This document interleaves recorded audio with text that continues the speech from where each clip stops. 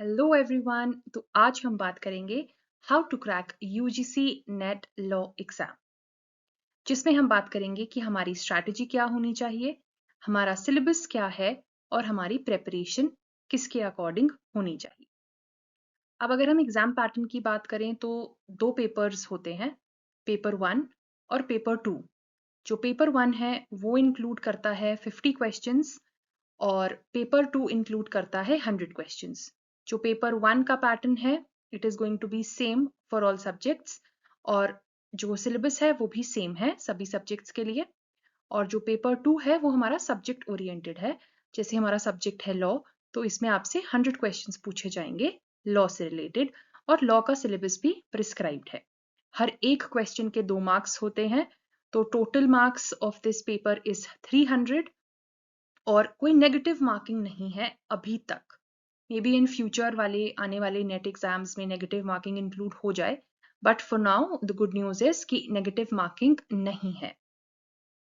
अब हम स्ट्रैटेजी की बात करें तो हमें इस एग्जाम को अच्छे से स्ट्रैटेजाइज करना है और उसके अकॉर्डिंगली हमें प्रिपेयर करना है, क्योंकि फर्स्टली जो सिलेबस है, सिलेबस काफ़ी वाइड है।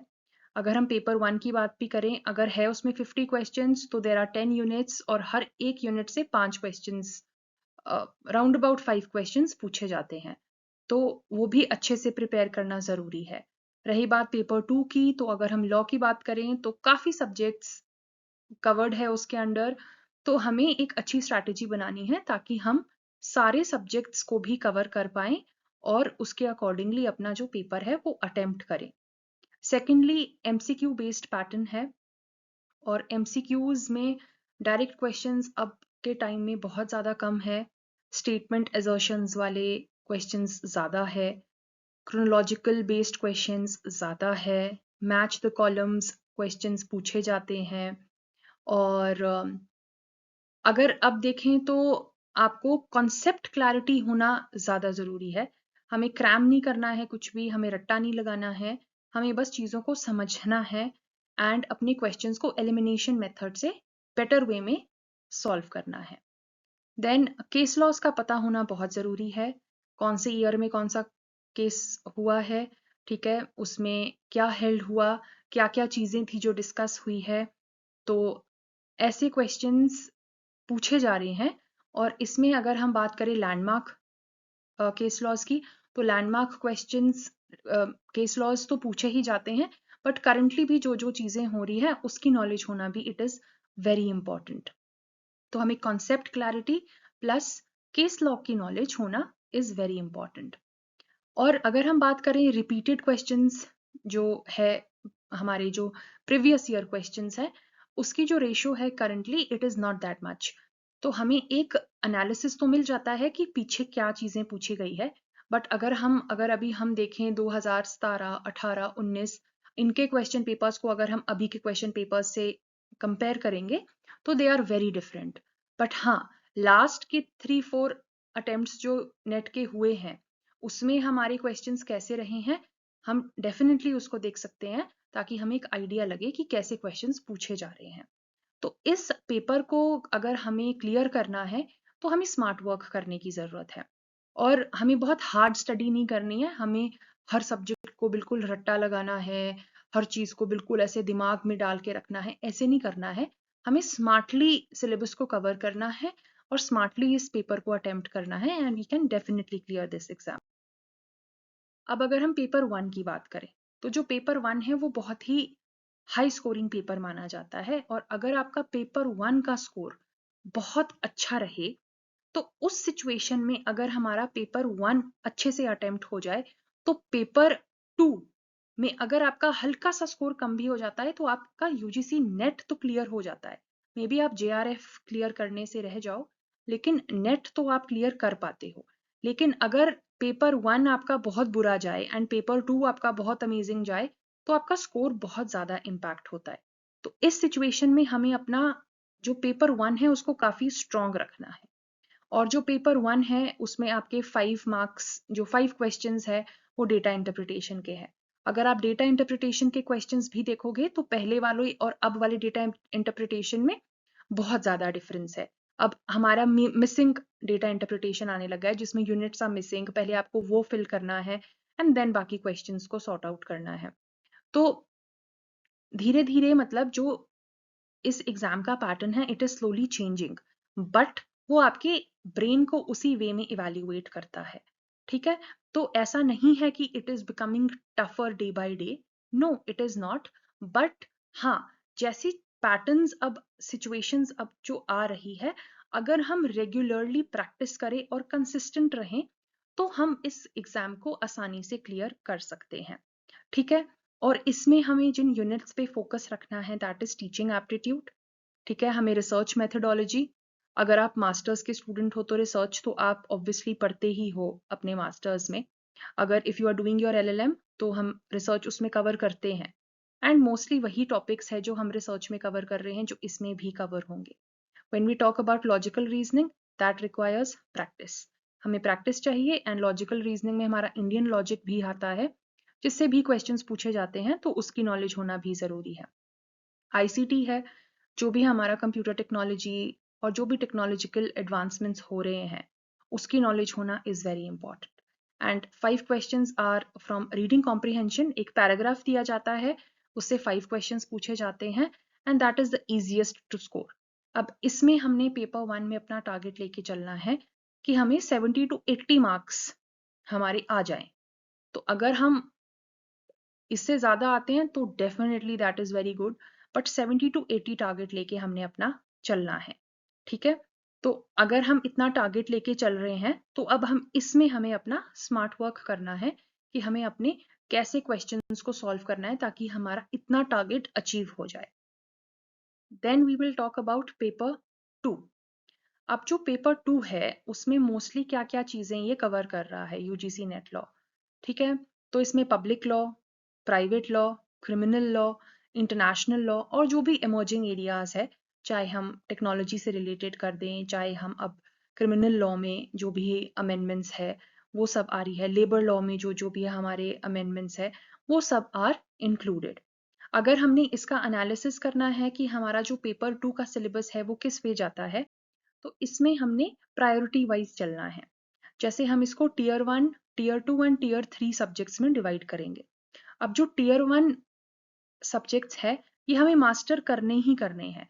जो भी सब्जेक्ट का इस सब्जेक्ट का हमें सिलेबस दिया हुआ है, we are not suppose to leave it at any cost. ठीक है, अब जैसे इसमें हो गया कॉन्स्टिट्यूशनल लॉ, वो हमें करना है तो करना है, we are not suppose to skip it. Then jurisprudence हमें करना है, then international law, then human rights law, and then there is criminal law. अगर हम इन सब्जेक्ट्स की बात करें तो ऐसा नहीं है कि यूजीसी ने सिर्फ और सिर्फ हमें, या जो एनटीए है उसने हमें सिर्फ और सिर्फ इतना ही मेंशन किया है कि कॉन्स्टिट्यूशनल लॉ है, नहीं, उसके अंडर हमें कौन से चैप्टर्स पढ़ने हैं दैट इज ऑल्सो मेंशन्ड। तो हमें मतलब बहुत अच्छे से उन सब्जेक्ट्स को अच्छे से करना है। ये सब्जेक्ट्स जो है हमारे ये टीयर 1 में आ रहे हैं। देन आए आपके टीयर 2 सब्जेक्ट्स, जिसमें हल्का सा कम फोकस, बिल्कुल डिटेल में नहीं बट हाँ करने हैं, ये भी कवर करने ही पड़ेंगे। देन इसमें इंक्लूडेड है आपका contract law, then law of torts, then administrative law, family law and environment law. ठीक है, ये सब्जेक्ट्स हो गए हमारे टीयर 2 सब्जेक्ट्स। इसमें भी हमारा प्रिस्क्राइब्ड सिलेबस है as to what we are suppose to cover, और हमें क्या मेजर चीजें जो है वो हमारी इंक्लूडेड है। सारा मेंशन्ड नहीं है, सिर्फ कुछ चैप्टर्स है जो मेंशन्ड है जो हमें करने हैं। देन आए टीयर 3 सब्जेक्ट्स।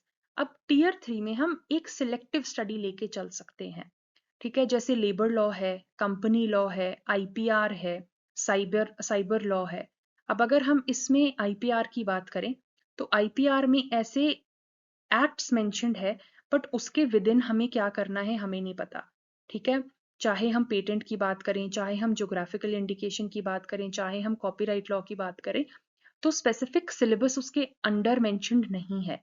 तो इसमें हमें सिलेक्टिव होना इज इम्पॉर्टेंट, बिकॉज हम हर एक्ट को बिल्कुल अच्छे से क्रैम अप कर लें और अच्छे से सारे सेक्शंस याद कर लें, that is not possible for us. तो इसमें हमें करना है कि हमें पीछे की चीजें देखनी है कि यूजुअली क्या पैटर्न फॉलो हो रहा है फॉर दीज सब्जेक्ट्स, और उसके अकॉर्डिंगली हमें स्ट्रैटेजाइज करना है कि हम इसकी तैयारी कैसे करेंगे। Same goes for cyber law. Cyber law तो एक इवॉल्विंग सब्जेक्ट है, तो इसमें रिसेंटली क्या हो रहा है, ये इन एग्जिस्टेंस किस वे में आया है, अब कौन कौन से एस्पेक्ट्स है जो ये टच कर रहा है। अगर हम लेबर लॉ की बात करें तो कौन कौन से कोड्स है जो अब नए आए हैं, किनको रिप्लेस किया गया है, तो उसके अकॉर्डिंगली हमें इसको लेके चलना है। अगर हम बात करें तो हमें हर सब्जेक्ट जो हम लॉ का टच कर रहे हैं, हमें उसका मीनिंग और डेफिनेशन डेफिनेटली पता होना चाहिए। उसकी डेफिनेशन किस जूरिस्ट ने दी थी, that we should be knowing. उसके प्रिंसिपल्स क्या है, ठीक है। अगर मैं नेग्लिजेंस की बात करूं लॉ ऑफ टॉर्ट्स में, तो लॉ ऑफ टॉर्ट्स में कौन कौन सी चीजें हैं, अगर मैं नेग्लिजेंस की बात करूं तो कौन कौन सी चीजें हैं जो उसमें एसेंशियल्स है फॉर नेग्लिजेंस, तो वो हमें पता होना चाहिए। Same goes for our landmark case laws. अगर लैंडमार्क केस लॉस की बात करें तो अभी तक भी बहुत से केसेस है जो बहुत लैंडमार्क जजमेंट्स मानी जाती है, तो उस जजमेंट के बारे में हमें सब कुछ पता होना चाहिए कि हमारा क्वेश्चन क्या एग्जिस्ट कर रहा था, ठीक है। उसके बाद जजेस ने क्या हेल्ड किया, रूल डाउन क्या किया है, कोर्ट की डायरेक्शंस क्या है, ठीक है, हमारे साइटेशन उस केस की क्या है, किस ईयर में हुआ था, वो सब कुछ पता होना चाहिए। अब कुछ ऐसे इंपॉर्टेंट आर्टिकल्स और सेक्शंस है जो हमें पता होना चाहिए। आई एम नॉट आस्किंग कि अगर उस किसी भी एक्ट में अगर सपोज 80 सेक्शंस है, वो आपको सारे के सारे पता होना चाहिए। इवन इफ अगर आप कुछ इंपॉर्टेंट को ध्यान रख पाओगे, तो if a question is asked then you are able to answer it in elimination method. तो एलिमिनेशन मेथड में क्या होगा कि जो आपको आता है वो तो आपको पता है कि इसका ये आर्टिकल है, if you are not knowing तो आप उसको एलिमिनेशन मेथड से सॉल्व कर सकते हो। एंड एलिमिनेशन मेथड बहुत अच्छे वे में वर्क करता है फॉर दिस एग्जाम, क्योंकि सबसे बेस्ट पार्ट इज कि नेगेटिव मार्किंग हमारे इस एग्जाम में नहीं है। एंड रीसेंट डेवलपमेंट्स हमारी लॉ में क्या क्या हो रही है, you should be knowing it, ठीक है। अब जैसे एग्जाम्पल दे रही हूँ आर्टिकल 21 का, ठीक है।